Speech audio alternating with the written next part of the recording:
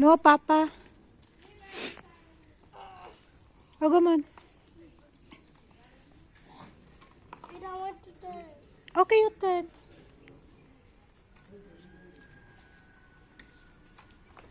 Wait. Wait, there's a motorcycle. Wait. Okay, go.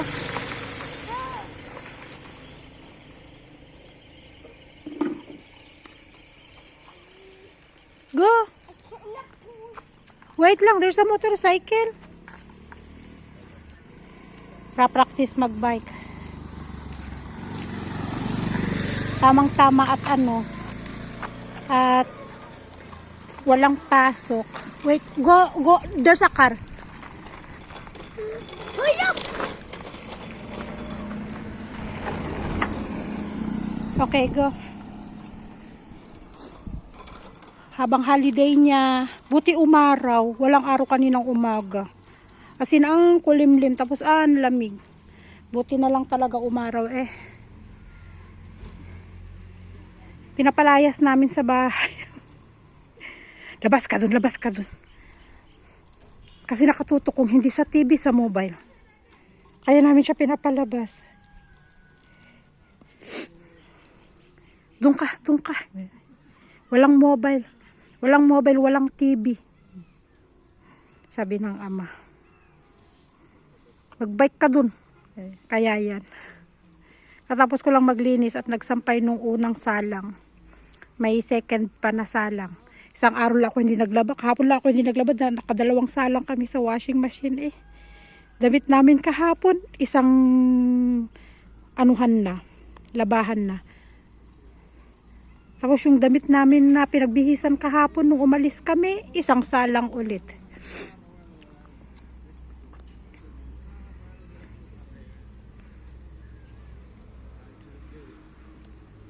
Hanggang dyan lang siya, tapos ikot. Sa tapat ng bahay, ikot na naman.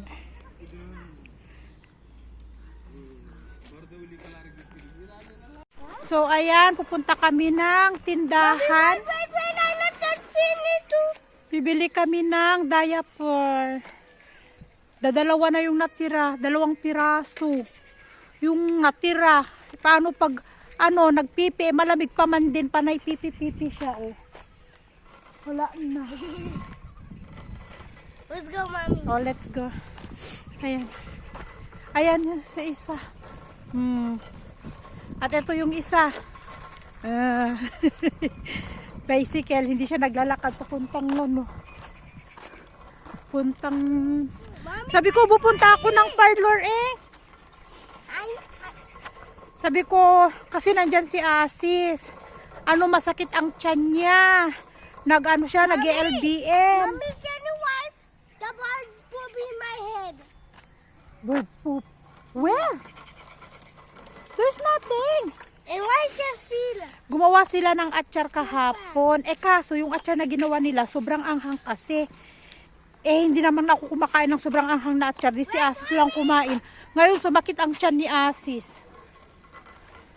As in, panay-panay siya sa CR. Hey, Daddy. Sabi ko, alagaan mo si Tonton. Sabi ko, pupunta ako ng parlor. Balik ako sa parlor. Magpapaano ako. Magpapastre. Ang kapal kasi ng buhok ko. Ay, sobrang kapal ng buhok ko. Siya, nagpapuff. Tingnan nyo, ang kapal nyo. Dapat yung ganun sana.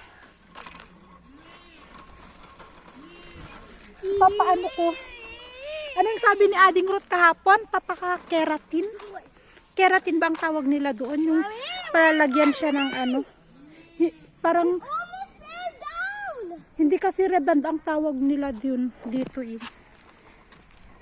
Pa-keratin ang tawag sa kanila yung may ilalagay na chemical. Sabi ni Asis bukas na lang daw. At masakit ang tiyan niya. Mayat maya siya sa CR. Careful. Use the brake. Pababa kasi palusong. Lusong mo to.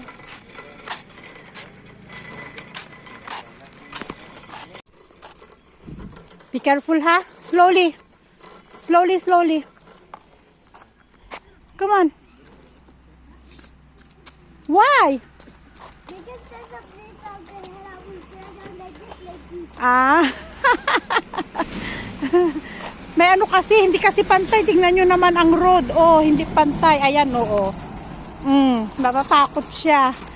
Tapos may malaking uwang dito, oh. Ayan, oh.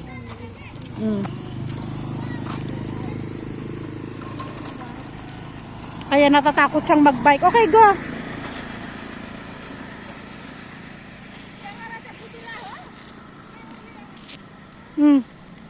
Oh, there's a motorcycle. Wait lang, wait lang. Ayan, pauwi na kami. Sabi niya, ilagay ko daw dun sa may bicycle niya. Sabi niya, wala kasing basket yung bicycle niya. Nakalimutan namin ipalagyan noon. Dapat may basket yan sa unahan eh. Lagayan ng mga kung anong ilagay. Kalimutan namin palagyan. Yung side wheels lang yung pinalagay ni Asis. Yung basket, wala na. Oh!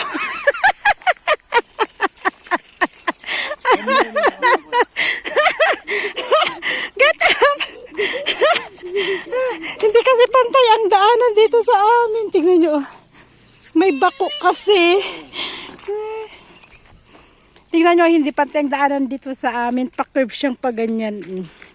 Oh, come on, come on. I like this road. Oy, come on. Like last. Come on, fast. Fast na, ah. At ang init, anak ko. Come on, and it's hot. It's hot. No, you leave me. You leave me.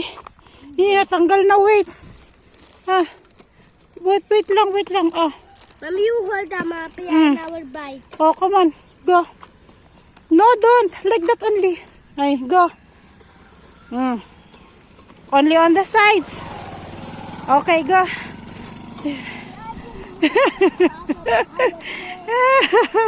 Natumba.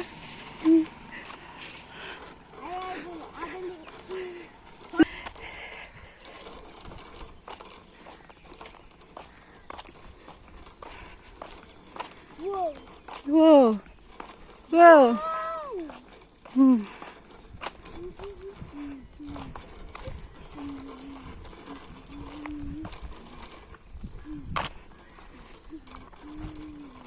Use the brake, ha?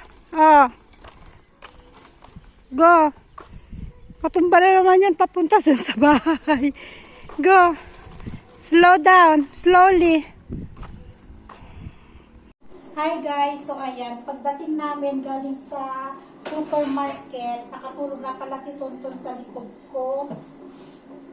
Kaya yan, pinahiga ko na siya doon sa kanyang buyan para makatulog siya ng maayos. At ako naman ay pagtatapos na sa aking hugasin. Hindi kasi ako agad-agad nakapaghugas kanina ng pinggan. Kasi last kumain si Asis. Kasi pumunta muna siya ng pidrahani bago kumain. So habang nasa pidrahani siya, nagpakain ako sa 2 bata. Kaya tapos pagkatapos namin kumain, hindi ko naman agad-agad nahugasan ang pinagkainan namin at si Tonton, inalagaan ko muna, pinadede, kumain, uminom ng tubig, pero kailangan pa rin niya ng gatas, kaya pinadede ko. Kanina, eksakto naman yung dating ni Asis, yun. Hindi ko na natapos itong ginagawa ko, paghugas-hugas na ng pinagkainan namin. Kaya, habang tulog, ayan, may time ako na makatapos ng aking gawain. Kapag nanay ka talaga, hindi mo matapos-tapos. Lalo kapag may maliit, ang hirap magtapos ng trabaho. Minsan kasi hindi ko siya naiiwanan dyan sa may sala. Gumagapang, nagbubukas ng pintuan. Hindi naman siya nalabas, nakadungaw lang siya sa may pintuan nga naman. Kaya lang, natatakot ako baka mamaya magkamali siya, bigla siyang mahulog. Kaya, at saka kapag nauntog siya sa may table, ayun. Madalas siya mauntog sa may table kasi. Kaya, naiyak. Pag umiyak pa man din yan, hindi natigil hanggat hindi mo kinukuha.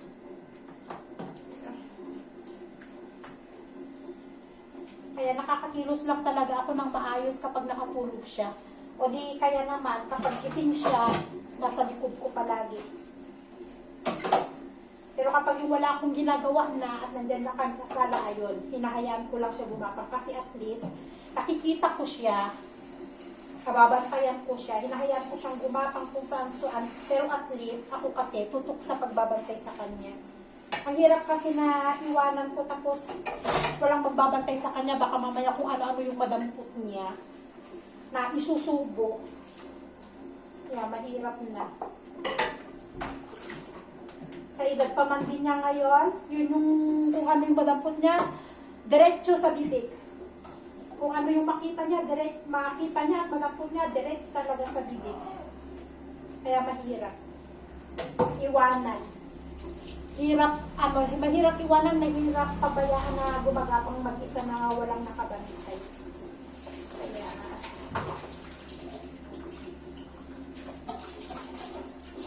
buhay, nana!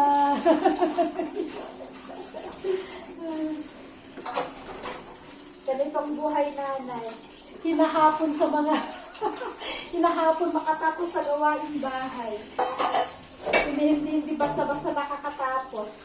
After nito, so, tiklop ng damit, yung mga nilabahan ko ng isang araw. Tiklop. So, diba? Wala talaga. Ay.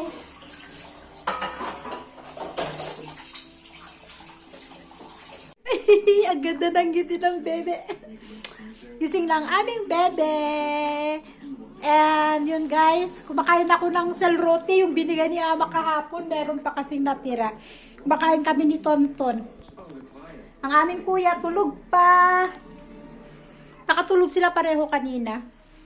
So yun lang yung ating video for today guys. Thank you again for watching. See you in our next vlog. Bye-bye na anak ko. Bye everyone and God bless us all.